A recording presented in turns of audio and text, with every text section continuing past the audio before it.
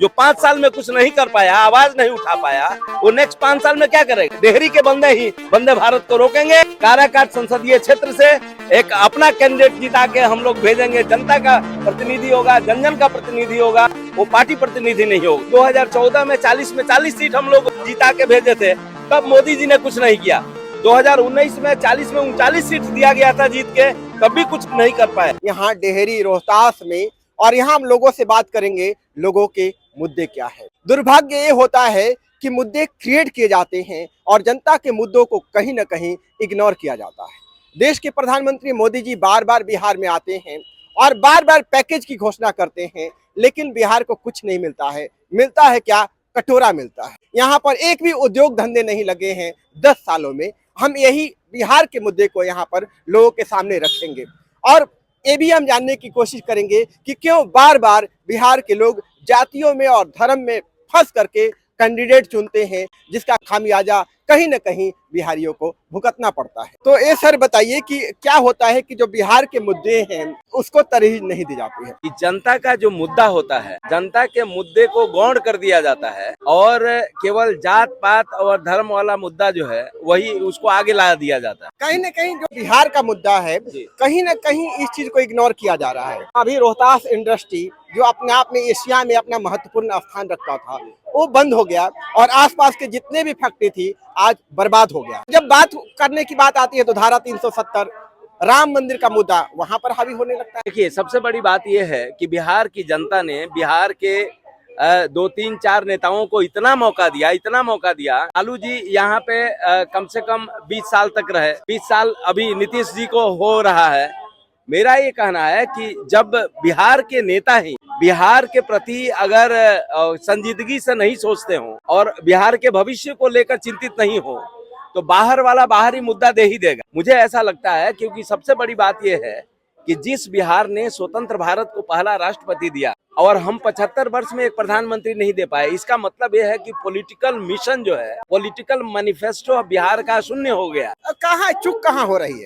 चूक होने का मेन कारण ये है कि ये बिहार कभी प्राचीन भारत में ये लीडिंग स्टेट हुआ करता था, लीडर स्टेट हुआ करता था, लेकिन हमारे पिछले बार के जितने भी हमारे नेता हैं, उन लोगों ने बिहार को पिछड़ने में, खुद भी पिछड़े रहे और वो पिछड़ने में अपनी भूमिका निभाए, क्योंकि उन्होंने लीडिंग स्टेट बनाने के लिए कोई काम ही नहीं किया। उद्योग धंधा जो होता है, उद्योग जो होता है, जहां आप खड़े हैं डालमिया नगर जो था, एशिया में कभी प्रसिद्ध हुआ करता था। इसलिए एशिया में प्रसिद्ध था क्योंकि एक ही कैंपस में 8 सामान का प्रोडक्शन होता था। तो मुझे लगता है कि भाई एशिया में जब प्रसिद्ध शहर है और उसके प्रति हमारा लीडर जो बिहार चलाता है, 40 सालों में न लालू जी ने सोचा रोहतास उद्योग समूह को विकसित करने के लिए और न नीतीश कुमार ने सोचा। तो मुझे ऐसा लगता है कि रामविलास पासवान को भी यहाँ मौका मिला, वो भी यहाँ से जीत के बिहार से गए और पशुपतिनाथ पारत, ये माने जितने भी नेता हुए सबने गया। लेकिन मेरा ये कहना है कि जो भी नेता जीत के गए हैं वो सिंसियर नहीं है और वो केवल अपना कुर्सी के लिए सोचते हैं। बिहार के भविष्य के लिए, बिहार के युवाओं के लिए, रोजगार के लिए, मुझे लगता है कि इतना बढ़िया परिसर था, ये औद्योगिक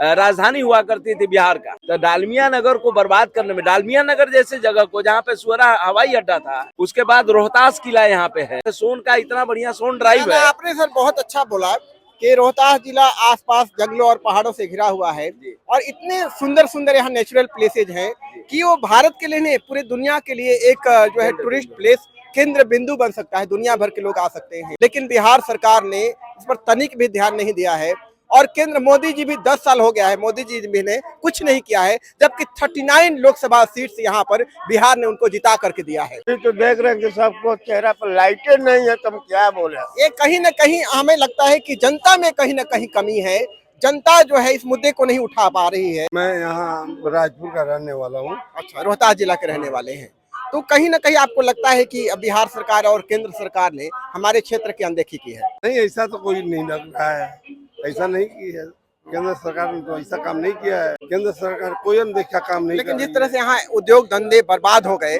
उसको फिर से मतलब रिवाइव करने के लिए न तो राज्य सरकार ने, केंद्र सरकार ने क्या प्रयास किया है? इस पर तो किसी ने कोई प्रयास नहीं किया है। हमारे यहाँ फैक्ट्री वगैरह के विषय में किसी ने कोई तरह का कोई मैंने खास करके कोई मामला नहीं। तो मोदी जी का 56 इंच का जो छाती है वो कहाँ गया? हम यंग है, कोई बोलने के लिए तैयार नहीं है। मोदी जी का जो 56 इंच का छाती है वो यहाँ पर काम नहीं कर रहा है। देखिए, मोदी जी 10 साल रह चुके हैं जो प्रधानमंत्री के रूप में, और सबसे बड़ी बात कहना चाहते हैं कि वो 3 बार आए सासाराम में, सुअरा हवाई अड्डा पर भी आए। अब आप एक बात बताइए कि जो व्यक्ति प्रधानमंत्री है और भारत के जितने भी वो उद्योगपति हैं उनके साथ हैं, और एक छोटा सा रेल कारखाना डालमिया नगर जो 2007 में लालू जी के टेन्योर में लिया गया था, लालू जी भी सिंसियर नहीं थे, वो केवल पॉलिटिकल मुद्दा था। मैं आपको बताता हूँ, रेल कारखाना डालमिया नगर केंद्र की बात, अगर ये मोदी जी अगर केंद्र की बात अगर करते, सही में अगर प्रधानमंत्री की भूमिका निभाते, तो रेल कारखाना ये खुल गया होता। मैं जाकर प्रयास किया था और मैं बनारस से इलेक्शन इसलिए लड़ा था 2014 में, ताकि रेल कारखाना डालमिया नगर के मुद्दे को हम हाईलाइट कर सके। आपने एक बात कहा कि यहाँ की जनता ही मुद्दा नहीं उठा पाती है। मैं आपको बताता हूं कि मैं लगातार यहां से लेकर जंतर मंतर तक मैंने कोशिश किया। मोदी जी के जन्मदिन पर 68 किलो तक का एक लड्डू बनाया था, और मैंने बोला था कि मोदी जी बोलिए नहीं खोलिए रेल कारखाना डालमिया नगर। मेरा ये कहना है कि इतना बढ़िया से जनमत अखाड़ा यहाँ से आवाज उठा रहा है, लेकिन दिल्ली में जाने के बाद मैंने देखा कि जो भी एयर कंडीशन मीडिया है, तथा कथित नेशनल मीडिया है, उस मीडिया को यहाँ के मुद्दे से कोई मतलब नहीं है। अगर कोई घटना हो जाए, 10-20 आदमी मर जाए, तो उसको रोज मन हेडलाइट मिल के चलाएगा, लेकिन मीडिया का तो यही दुर्भाग्यपूर्ण है। जितने भी नेशनल मीडिया है अभी सरकार के पक्ष में केवल दिखाते रहते हैं। एक तरह से जो आज का जो मीडिया है, नेशनल मीडिया है, सरकार के प्रचार तंत्र के रूप में काम कर रहा है। जो जनता के मुद्दे हैं उनसे मीडिया कहीं ना कहीं उसको इग्नोर कर रहा है। क्या माहौल है चुनाव का? चुनाव में मोदी जी का सही है अभी पोजीशन। क्या आपको लगता है मोदी जी ने क्या अच्छा काम किया है? अच्छा जो भी मतलब कर रहे हैं अभी तक तो सही है। अभी आपने देखा होगा कि रेलवे का फैक्ट्री की बात कर रहे हैं, यहाँ वंदे भारत ट्रेन यहाँ से गई। सबसे ज्यादा ये मुगलसराय और गया के बीच में सबसे ज्यादा राजस्व देने वाला डेहरी ऑनसोन रेलवे स्टेशन है। डेहरी ऑनसोन से सबसे ज्यादा राजस्व जाता है, उसके बाद भी वंदे भारत ट्रेन का यहाँ पे ठहराव नहीं दिया गया। यही तो पूछना चाहते हैं कि ये जो डेहरी इतना ज्यादा रेवेन्यू देता है, और जितनी महत्वपूर्ण गाड़ियां हैं जो सासाराम में रुकती हैं, पर वहाँ डेहरी ऑनसन में उसका ठहराव नहीं है। कारण यह है कि सबसे बड़ी बात है कि सासाराम में बीजेपी का वहाँ पे सांसद थे, औरंगाबाद में बीजेपी का सांसद थे, लेकिन यहाँ दुर्भाग्य है कि कभी भी कोई भी मेन पार्टी का, जैसे कि इस बार भी देखिएगा कि हम गठबंधन का सबसे ज्यादा दंश अगर झेल रहा है तो वो काराकाट संसदीय क्षेत्र झेल रहा है, क्योंकि जात के नाम पर कोई वहाँ गठबंधन लोग कर रहे हैं, तो लोकल पार्टियां जात के नाम पर चलती है। वो किसी जातिवादी को दे देगा यहाँ पे सीट, और जात के नाम पे काराकाट संसदीय क्षेत्र, डेहरी ऑनसन संसदीय क्षेत्र नहीं होना चाहिए। मैं बताता हूँ, सबसे बड़ी बात यह है कि जब परिसीमन शुरू हुआ था तो सबसे पहले यहाँ डेहरी लोकसभा क्षेत्र के रूप में जाना जाता। अब उसमें आ गया था, पेपर में भी आ गया था, लेकिन किसी कारण बस काराकाट के नाम से हो गया। तो डेहरी के साथ बहुत गड़बड़ी हुआ है, क्योंकि जब जिला बना था तो रोहतास जिला था और डेहरी मुख्यालय था।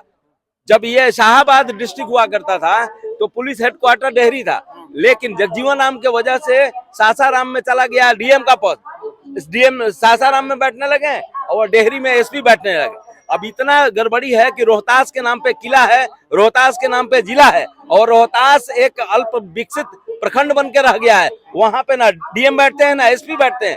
विकास होगा तो होगा कहाँ? एक आदमी ने कहा कि यहाँ के लोगों के चेहरे पे रौनक नहीं है। रौनक नहीं होने के पीछे कारण है अब उम्मीद भी मर गया है। और सबसे बड़ी बात है कि एक बार अब हम कहना चाहते हैं, इस बार देखिए 2024 में आप सुनेंगे तो सारे लोग कहेंगे कि 400 पार 400 पार, लेकिन मैं एक चीज कहना चाहता हूं कि मैं डायरेक्ट ये बोलना चाहता हूं कि अगर चुनाव के पहले वंदे भारत ट्रेन अगर डेहरी ऑनसन में नहीं रुकी तो मैं फिर से मोदी जी के खिलाफ लड़ूंगा बनारस में इलेक्शन। और काराकाट से तो हूं ही, क्योंकि काराकाट संसदीय क्षेत्र से मैं खुद ही लड़ रहा हूं, और लड़ इसी बात के लिए लड़ रहा हूं क्योंकि नीतीश कुमार का यहाँ कोई कैंडिडेट नहीं है, यहाँ पे लालू जी का कोई कैंडिडेट नहीं है, यानी राजद का कोई डायरेक्ट कैंडिडेट नहीं है, मोदी जी का डायरेक्ट कैंडिडेट नहीं है।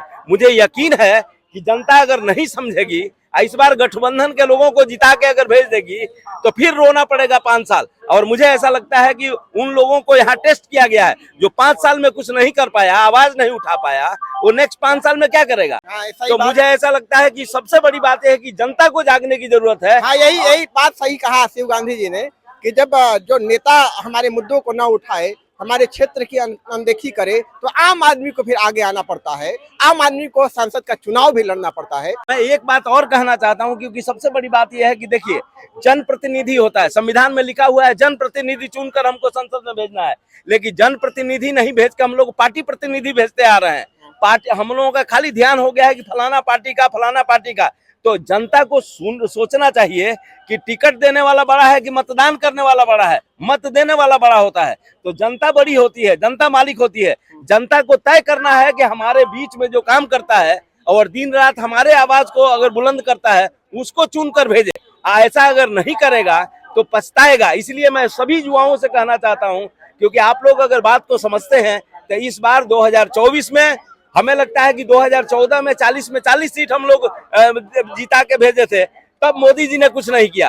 2019 में 40 में 39 सीट दिया गया था जीत के, तब भी कुछ नहीं कर पाए। एक मिस्टर उपेंद्र कुशवाहा, जिनको इस बार भी टिकट मिला है गठबंधन में, और वो जीते थे, एमपी बने थे, मंत्री भी बने थे।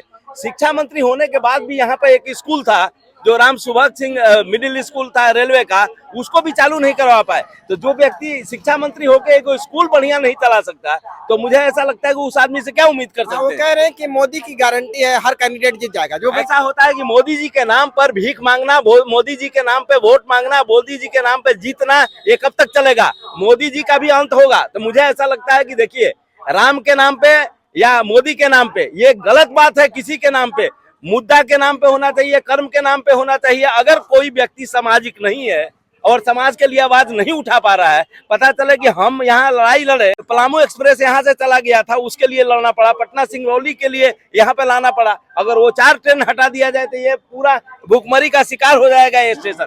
आने वाले समय में हमें ऐसा लगता है कि इस बात को समझना है और डेहरी ऑन सोन का विकास करना है, काराकाट संसदीय क्षेत्र का विकास करना है। तो जनता और युवाओं को, महिलाओं को आगे आना पड़ेगा और अपना लोकल फॉर वोकल होना पड़ेगा। अपना लीडरशिप जब तक नहीं होगा तब तक नहीं होगा। कि आप लोग जितना हो सके इस मैसेज को दें, क्योंकि मैं इस बार मोदी जी का रथ, अश्वमेध यज्ञ का घोड़ा जो है यहाँ पर रुकेगा, यहाँ पे रोकूंगा। और रोकना बहुत जरूरी है, क्योंकि ये बदनामी हो जाएगी डेहरी ऑन सोन और डालमिया नगर के लिए। क्योंकि जब तक हम उस ट्रेन को यहाँ नहीं रोकेंगे, वंदे भारत का, डेहरी के बंदे ही वंदे भारत को रोकेंगे। और उसके बाद यहाँ से काराकाट संसदीय क्षेत्र से एक अपना कैंडिडेट जिता के हम लोग भेजेंगे। जनता का प्रतिनिधि होगा, जन का प्रतिनिधि होगा, वो पार्टी प्रतिनिधि नहीं होगा। बिल्कुल सही बात। और जो भी जीते यहाँ से, तो इस क्षेत्र की अनदेखी ना करे। जो डेहरी ऑन सोन है रोहतास जिला में, यहाँ फैक्ट्री सब बंद हो गए हैं, फैक्ट्री को चालू किया जाए। यहाँ पर जो रेलवे नहीं रुक रहे हैं, वंदे भारत है, राजधानी, बहुत सारी ट्रेनें यहाँ पर नहीं रुकती हैं, उन ट्रेनों का ठहराव किया जाए। और यहाँ पर जितने भी टूरिस्ट प्लेसेज हैं डेहरी ऑन सोन आसपास में, उन टूरिस्ट प्लेसेज का डेवलपमेंट किया जाए, ये हमारी डिमांड होगी।